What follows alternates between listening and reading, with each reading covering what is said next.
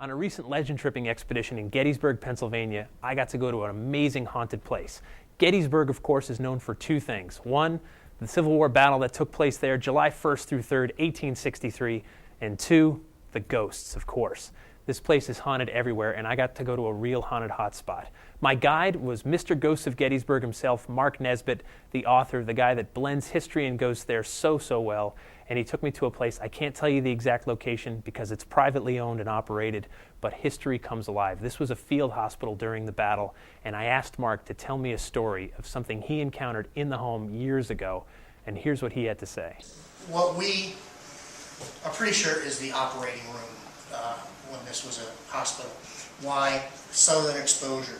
This gets the most sun of any of the rooms, and it's bright. So, if I'm the surgeon, I'm going to be standing right here. The operating table, if that's what you want to call it, will probably be a door on a couple barrels. All around the room and out into the hall are the wounded soldiers waiting for their turn.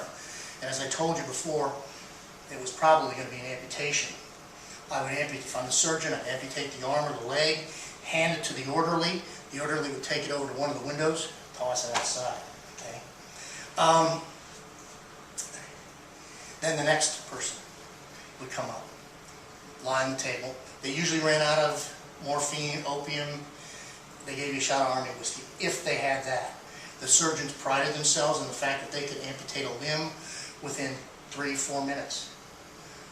If you are on this table without any anesthesia, you're happy that the guy's only taken 3 or 4 minutes to cut off your arm and saw through the bone and sew it all up. At any rate, pretty sure this is where the table was because of the light. We have blood stains in here, right there. I'm sorry. Just kind of see the outline of maybe a leg going down there and a buttocks here. That's actually a lot of blood. That poor guy. And in one other place, which is very interesting, right over here, you can actually see 4 fingerprints and a thumbprint. Okay, there's the thumb, there's the 4 fingers. Yeah. See? Thumb, 4 fingers. Some guy was sitting right here. They said, "Come on, son." And he put his hand down like that, covered with blood, and pushed himself up. And moved over to the operating table. And in this room is where I had probably the weirdest paranormal experience in my life. And as Jeff can tell you, we get into some pretty weird things. And this was really weird. Carol and I were at our place, where you guys were, and I got a phone call, and it was from the caretaker here. He said, "Mark, if you want to see a paranormal experience occurring right before your very eyes, come on out to the Lady Farm." I would pass that up, right? Throw the gear in the car, drive out here, and I'm thinking, knocking on the door out there, thinking, it's something going to fly out at me. What's going to happen? So the caretaker comes to the door, and he says, "Good morning, Mark. I have to show you this." He said, "Yesterday we had a group of Confederate reenactors. I gave them a tour of the building. Everything was fine." I said, "What's going to happen when we open this door?" He says, "I'm not going to say anything. You just come on in and take a look." So I walked through this door. Right here, there were 3 or 4 streams of a rust-colored liquid flowing towards the fireplace. A clear serum was separating out, and there were droplets all around that seemed to be crystallizing. I took photos.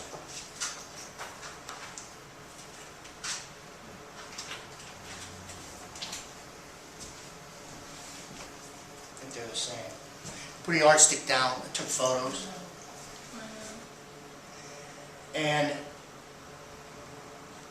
was looking at them, and I'm looking up here at the ceiling. I'm thinking, what's going on? Is there did a pipe break, and that's rusty water? Did something break underneath? He goes, "No." So I recorded everything, took stills, took video. I said, "Well, my job here is done. I don't know what to do." I said, "Do you have a tissue?" It then collects the sample. So I dipped it in that, put it in a baggie, took it out to the car. He said, I gotta go out and work. I got stuff to do out in the fields. I said, okay, see ya. 2 hours later, I get another phone call. Carol was there. I get another phone call.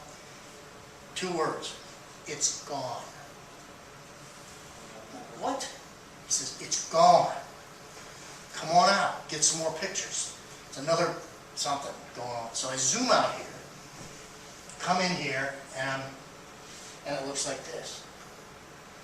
And he says, it was right here, right? And I have a video of this. And he says, it was right here, right? He goes, what the hell? He's got a thin, thin layer of dust on his fingers. I'm like, what in the heck just happened here? First of all, I just showed you bloodstains, okay, that can't be removed. Okay, whatever this was, I'm thinking, it should still be here. What about the sample? Carol runs out to the car, grabs the baggie, it's still intact. Now, the GBPA is pretty well connected. We sent these samples off to the probably the most prestigious forensics lab in the country. 3 weeks later, the results came back. The substance, the stuff you saw, was blood. The species was human. All that blood you saw was human blood. And it disappeared. It just vanished. Like I said, 140 years, poor Mrs. Lady was using lye, soap, and everything she could possibly use on it, plus subsequent farm wives are trying to get this stuff up. You can't get it up. This doesn't come up out of wood floors. So, that was the weirdest thing that's happened to me so far. Wow.